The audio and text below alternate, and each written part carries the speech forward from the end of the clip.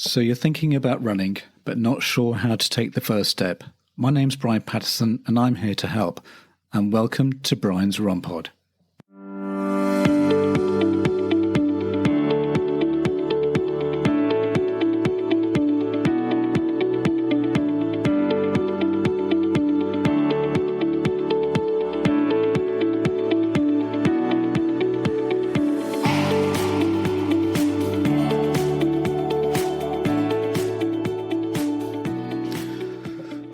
Well, welcome back, and thank you very much for listening to the past episodes, if you have been. If you haven't, if you're new to this, my name's Brian Patterson, and this is Brian's Run Pod. Today we're going to be talking about tempo runs. What are they, and how do they benefit us as beginners? Plus, in today's episode, we are also going to talk about one of the icons of track and field, and you may have heard of him. Anyway, what are tempo runs? Tempo runs are known as threshold runs and can help you run faster for longer. Tempo runs are a training technique that increases your anaerobic threshold, so your body adapts to performing at a higher intensity comfortably. This intensity can be longer distance or faster paced. Why is it important? Well, it's very good for your cardiovascular fitness levels and dictate of how far or how hard you can run. Tiring easily is an indicator that your muscles aren't getting the oxygen they need when they need it. Or it could be a sign that your body isn't officially clearing lactic acid. Now, what is lactic acid? Well, lactic acid is a metabolic byproduct created when you train in an anaerobic heart rate zone. What is meant that is that when you work very intensively, you create lactate. For instance, if you're using a saw to cut something and you feel that the burn in your arms, or if you're plastering a ceiling and you feel the burn in your shoulders, that is a lactate buildup. Anaerobic means without oxygen and can be contrasted with aerobic running, which means with oxygen. Usually at basically between 80% or more of your heart rate max, you switch energy systems and you need energy faster than the rate at which you can deliver oxygen. So why is too much lactate acid bad? First and foremost, lactic acid has had a bit of a bad rap. Lactic acid helps your body produce energy without oxygen, but too much lactic acid can be detrimental. However, the fitter you are, the better you are at clearing lactate. So going back to our DIY analogy, the fitter you are, the faster you can soar. How can you help your body clear lactate more efficiently? Well, the answer is lactate clearance training. Tempo runs are one type of workout that achieves this. So what are tempo runs? A tempo workout is a continuous run that requires sustained effort. Instead of a light jog at an easy pace, you'll be pushing your body, getting your heart rate up and testing your stamina.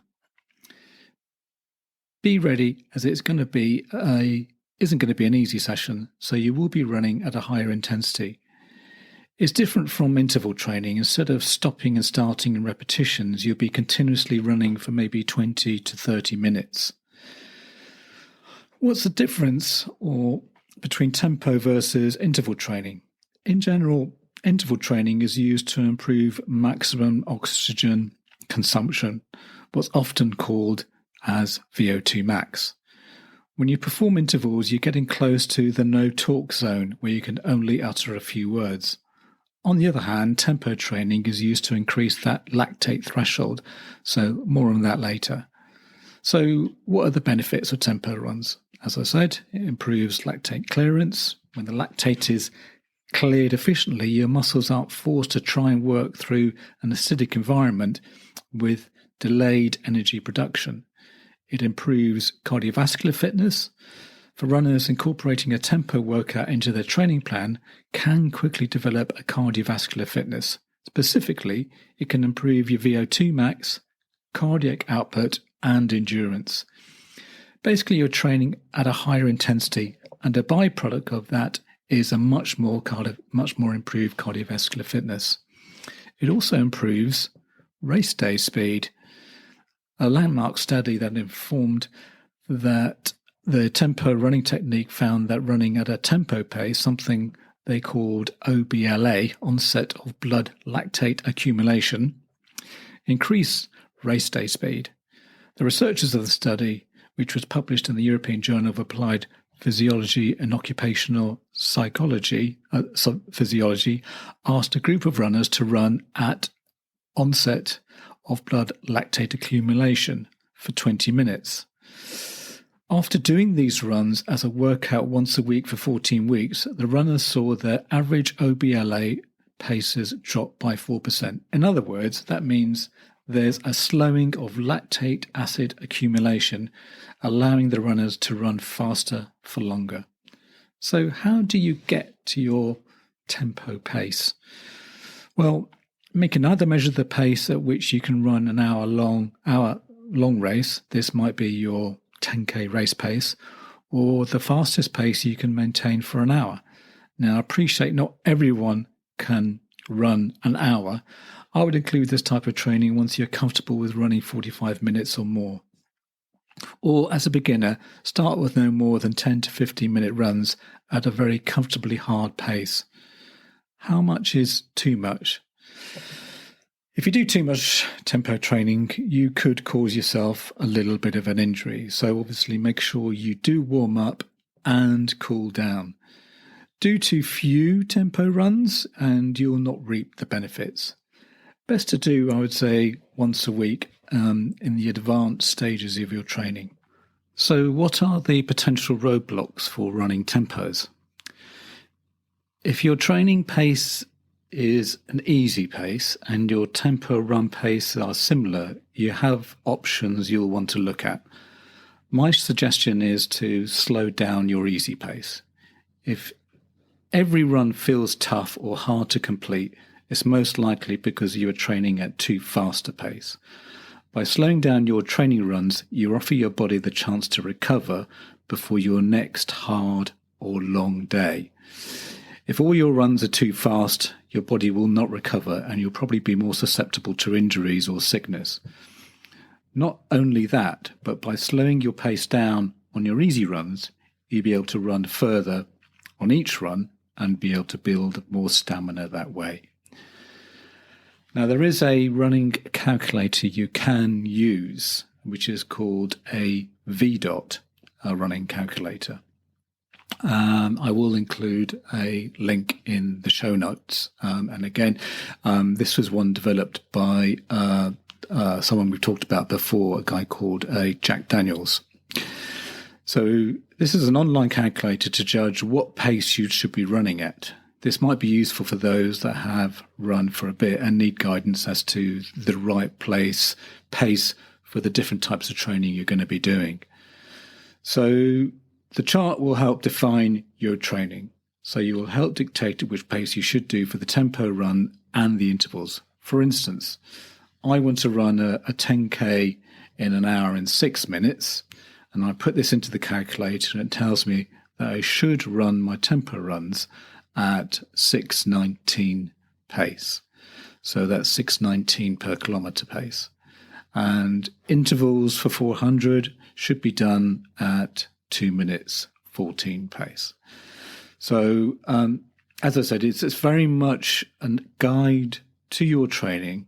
There may be other factors you may sort of want to take into consideration.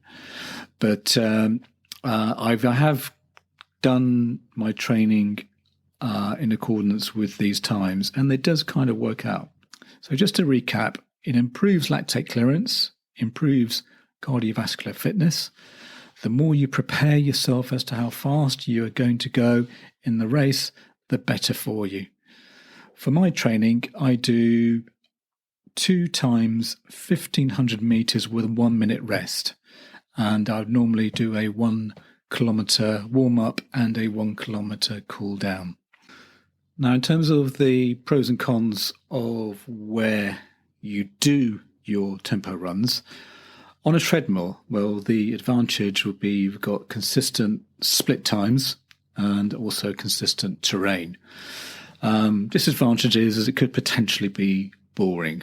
So make sure that you've got some good music to listen to, or if it's a treadmill with a TV screen, just make sure it's on, I don't know, your favorite program, or maybe a really good film.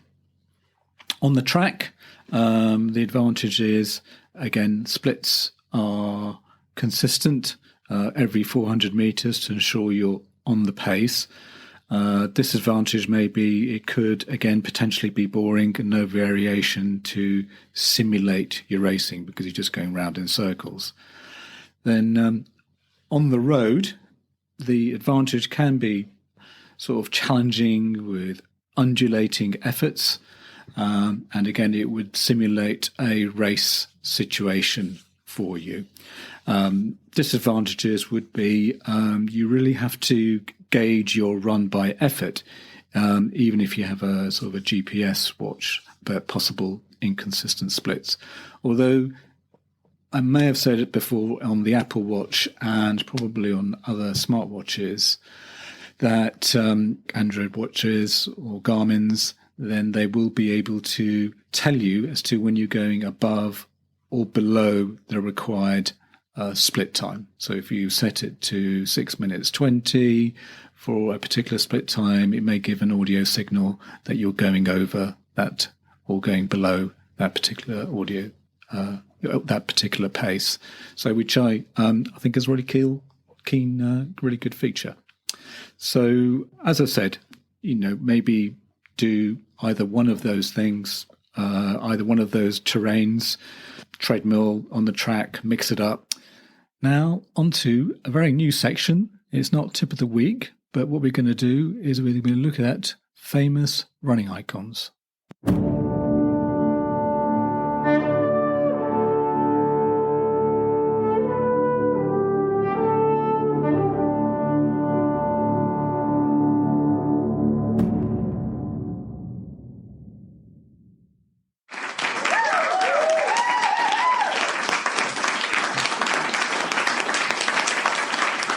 Well, this week we're going to be talking about Bill Bowerman.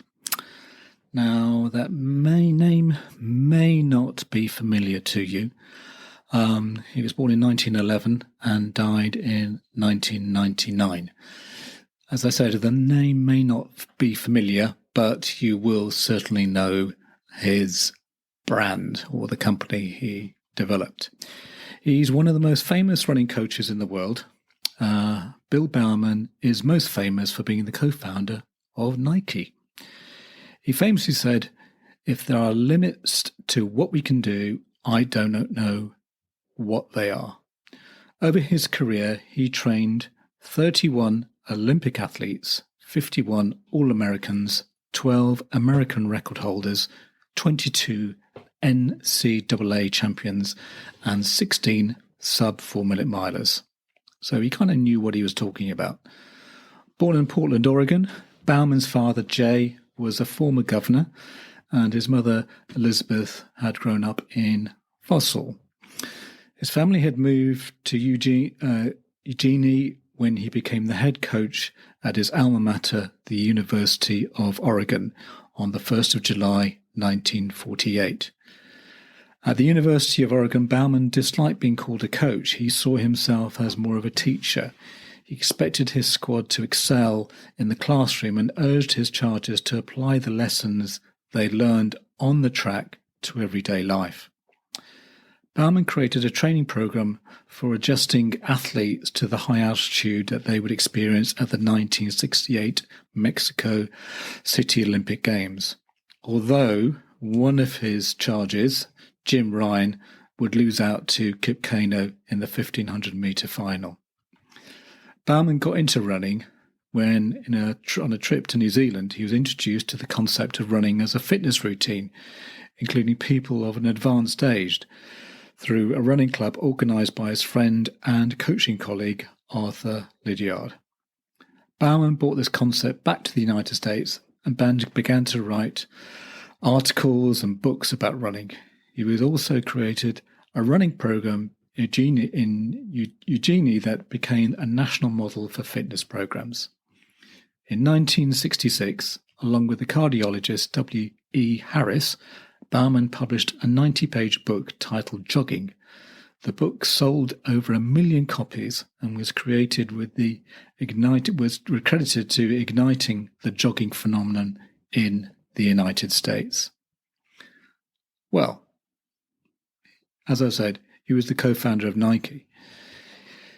In 1964, Bowerman entered into a handshake agreement with a man named Phil Knight, who had been a miler under him in the 1950s, to start an athletic footwear distribution company called the Blue Ribbon Sports, later known as Nike Inc.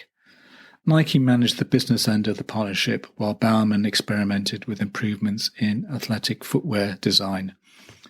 According to Otis Davis, a student athlete who Bowerman coached at the University of Oregon, who later went on to win 2 gold medals at the 1960 Summer Olympics, he was one of the guinea pigs for whom Bowerman customized shoes prior to being the co-founder of Nike.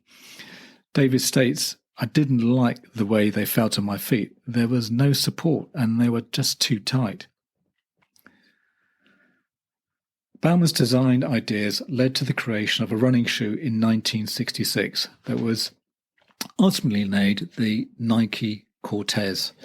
In 1968, which quickly became a top seller and remains one of Nike's most iconic footwear designs. Bowerman designed several Nike shoes, but is best known for ruining his wife's Belgian waffle iron. In 1970 or 1971, experimenting with the idea of using the waffle iron rubber to create a new sole for the footwear that would grip but be very lightweight. Bowerman's design inspiration led to the introduction of the so-called moon shoe in 1972, so-called because the waffle tread was said to resemble the footprints left by the astronauts on the moon. While Bowerman was experimenting with the shoe design, he worked in a small, unventilated space, using glue and solvents with toxic components that causing him severe nerve damage. The nerve damage to his lower legs left him with significant mobility problems. As Kenny Moore notes in his book, Bowerman and the Men of Oregon, Bowerman had rendered himself unable to run in the shoes that he had given the world. Bowerman was obsessed with shaving weight off athletes' running shoes. He believed that the custom-made shoes would weigh less on the feet of his runners and cut down on blisters, as well as reduce the overall drag in the energy for every ounce he could remove from the shoe.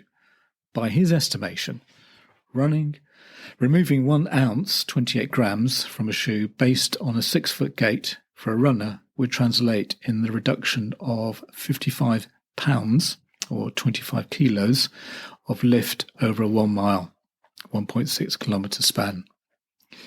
Bowerman reduced his role in the company in the late 1970s and began passing down his stake in the company to other employees shortly before the IPO launched. His legacy. Well, Bowerman is a member of the National Distance Running Hall of Fame, the USA National Track and Field Hall of Fame, the Oregon Sports Hall of Fame, and the Oregon's Athletics Hall of Fame. The RRCA Distance Running Hall of Fame and the National Inventors Hall of Fame. His statue and stopwatch grace the northwest corner of Hayward Field, home of the Prefontaine Classic at the University of Oregon.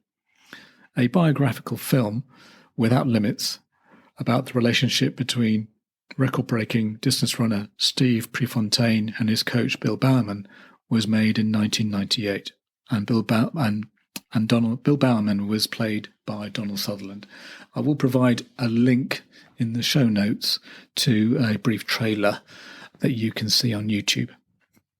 Now, you're probably thinking to yourselves, where did the logo come from, the swoosh?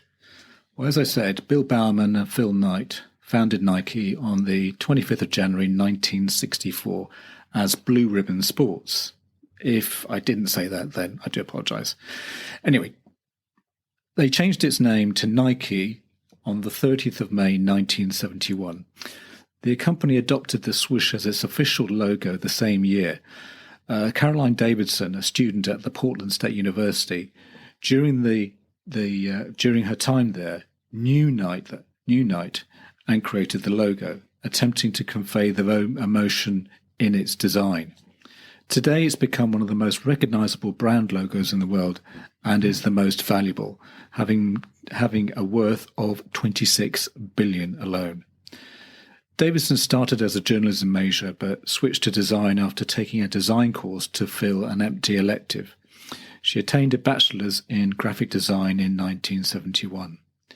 It was there that she met Phil Knight, who was at the time teaching accounting classes at the university. Knight had overheard that Davidson was in search of extra funds for her take oil painting classes, so he offered to pay Davidson to do some freelance work for his company, then named Blue Ribbon Sports, BRS. Knight offered to pay Davidson $2 per hour, about $14 in today's money, for the work that she completed. He had asked Davidson to make sure the stripe, a term for a logo, conveyed motion and did not look similar to the three stripes of Adidas.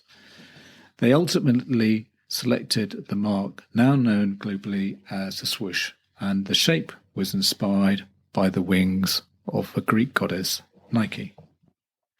Anyway, what I might do, I might revisit the subject of the tempo run in future episodes so that we kind of get a bit of a better understanding of how this can be incorporated into our training and how it can benefit us as runners, those who are just starting out in this journey or those who have been running for a while.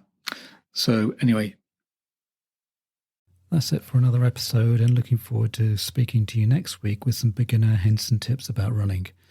I just want to let you know that you can follow me on X, or what was known as Twitter, at Brian's Run Pod. I have just recently set up a Facebook page which is called Brian's Run Pod, and I am on Instagram at Brian's Run Pod. Also, my website is www.briansrunpod.co.uk, where you can get show notes, or on whatever podcasting app you are listening to the show. Plus, all my episodes have chapter markers if you need to get to different segments of the show. Plus, leave a review, as it will help others find this podcast. Music is Happy Day by Stock Audio, not forgetting artwork by Alice Patterson. Till next week, thanks again for listening.